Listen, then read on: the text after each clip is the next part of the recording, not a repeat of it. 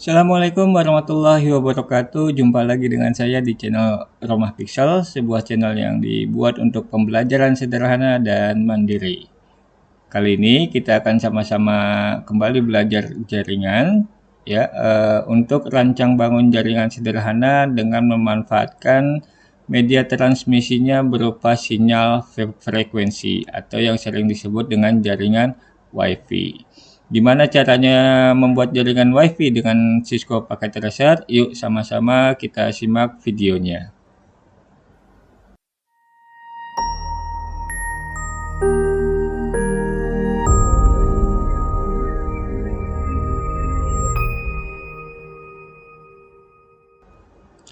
Oke, sekarang kita mulai rancang bangun jaringan sederhana dengan memanfaatkan media transmisi berupa sinyal frekuensi atau yang sering disebut dengan jaringan WiFi. Langkahnya cukup mudah. Teman-teman cukup membutuhkan satu perangkat server, misalkan di sini, ya, ataupun pengaturan untuk nanti pemberian alamatnya, ya, secara otomatis.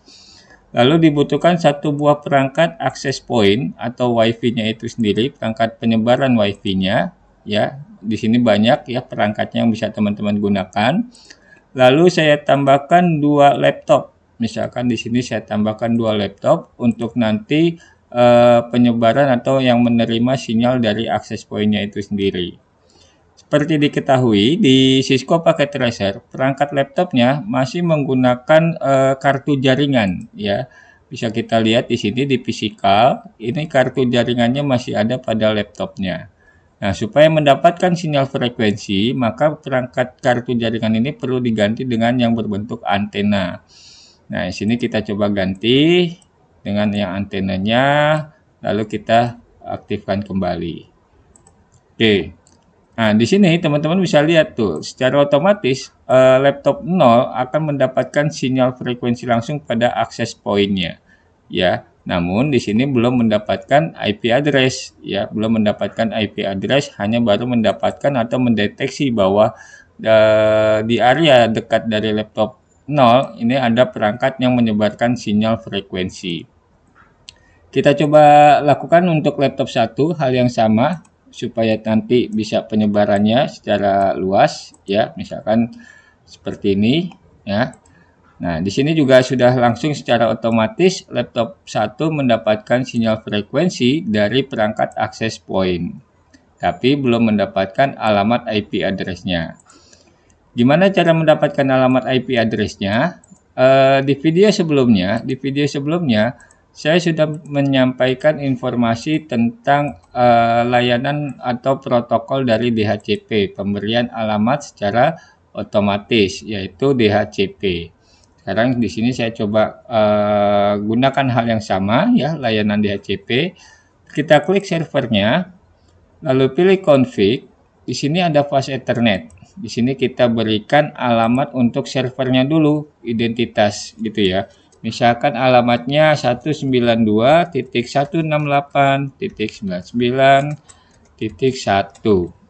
Lalu klik subnet masknya, secara otomatis mendapati 255.255.255.0 yang masuk ke dalam kategori kelas C. Setelah ini didapat, kita buat gateway 192.168.99.1. Ini sementara gateway-nya kita samakan saja dengan alamat servernya, ya. Untuk DNS-nya kita nolkan saja dulu. Kita nolkan, kita tidak gunakan DNS-nya dulu. Lalu setelah gateway disetting dan tadi identitas untuk servernya sudah disetting, maka kita berikan layanan DHCP. DHCP sudah sampaikan di video sebelumnya. Di sini ada default gateway 192.168.99.1. Sekali lagi DNS kita abaikan sementara, ya. Lalu ada start IP address. Start IP address 192.168.99, kita coba mulai dari angka 100. Ini hanya sebatas pembeda aja ya, range-nya dari angka 1 ke angka 100. Jadi nanti diharapkan laptop 0 akan mendapatkan angka 100, 101, 102, dan seterusnya. Lalu tekan tombol on untuk mengaktifkan layanan DHCP, lalu kita tekan tombol save untuk disimpan pada perangkat servernya itu sendiri. Teman-teman bisa lihat di sini default gateway-nya 991, ya, start IP address-nya 99.100 dan sebagainya. Setelah layanan DHCP dibuat pada server, maka kita coba klik laptopnya. Ya, kita coba klik laptopnya. Nah, di sini juga tadi sudah terlihat ya bahwa secara otomatis laptop 0 sudah mendapatkan alamat 192.168.99.100. Ya, 100 dari mana? Tadi sudah pengaturan dari DHCP-nya dimulai dari angka 100 ya. Gateway-nya pun juga sudah diatur pada DHCP-nya itu sendiri. Nah, ini laptop 1 juga sama, sudah mendapatkan alamat secara otomatis 192.168.99.101 dengan gateway 99.1. Jadi bisa dikatakan secara otomatis laptop 0 dan laptop 1 ini sudah bisa saling terkoneksi ya melalui sinyal frekuensi yang dipancarkan oleh perangkat access point ya. Nah, ini kalau misalkan kita coba uji atau kita tes, kita coba pakai yang simple PDU aja ya. Dari laptop 0 berkomunikasi dengan laptop 1. Secara otomatis di sini akan tertulis successful. Gitu ya. Ataupun dari laptop 0 akan berkomunikasi pada servernya itu sendiri, ini pun akan successful. Permasalahannya adalah karena ini terbuat secara otomatis ya, diasumsikan misalkan ada satu buah perangkat ya, misalkan ada satu buah perangkat handphone misalkan gitu ya. Nah, di sini nanti dia akan bisa terkoneksi langsung gitu ya. Di sini bisa akan terkoneksi langsung. Di sini bisa lihat teman-teman di situ ya, ada alamat wirelessnya 192.168.99.102. Kalau saya coba perjelas di desktopnya 192.168.99.102 dengan gateway-nya 99.1. Nah, jadi bila ini belum maksud saya bila ini pengaturannya masih default, perangkat apapun yang memiliki media untuk menangkap sinyal ya dari access point, maka ini bisa masuk terkoneksi kemanapun, baik itu handphone, laptop atau yang lainnya, maka ini bisa langsung terkoneksi. Dan ini bisa dikatakan membahayakan bagi sistem keamanan servernya itu sendiri. Maka yang perlu dilakukan adalah kita perlu melakukan autentikasi atau pengamanan. Nah, caranya klik access point-nya, lalu pilih config. Di sini ada port 0 dan port 1 gitu ya. Ada port 0 dan port 1. Yang kita lakukan adalah di port 1. Nah, di sini ada yang namanya SSID. SSID itu sendiri adalah Service Set Identifier. Ya, artinya sebuah nama yang nanti akan muncul pada penyebaran sinyal frekuensinya. Sama seperti teman-teman kalau mau tetheringan, numpang tethering pasti akan mencari namanya apa dan sebagainya. Misalkan di sini namanya saya ganti menjadi WiFi rumah Pixel. Misalkan seperti itu ya. Nah, setelah itu kita berikan autentikasi atau sistem keamanannya berupa password. Maka yang perlu kita pilih adalah WPA2 PSK dan kita berikan passwordnya misalkan dari 1 sampai dengan 8. Gitu ya. Jadi WiFi rumah Pixel ya. WiFi rumah Pixel mendapatkan password 123456778. Nah, di sini teman-teman bisa lihat sinyal ini terputus secara otomatis karena di sini access point-nya sudah dilakukan pengaturan untuk penyebaran sinyalnya. Dimana untuk smartphone, laptop 0 dan laptop 1 untuk mendapatkan sinyal baru dari access point ini, maka yang perlu dilakukan adalah klik laptopnya, pilih menu desktop, pilih PC wireless, gitu ya. Nah, di sini ada connect, nanti tinggal tunggu cari SSID yang tadi sudah dibuat.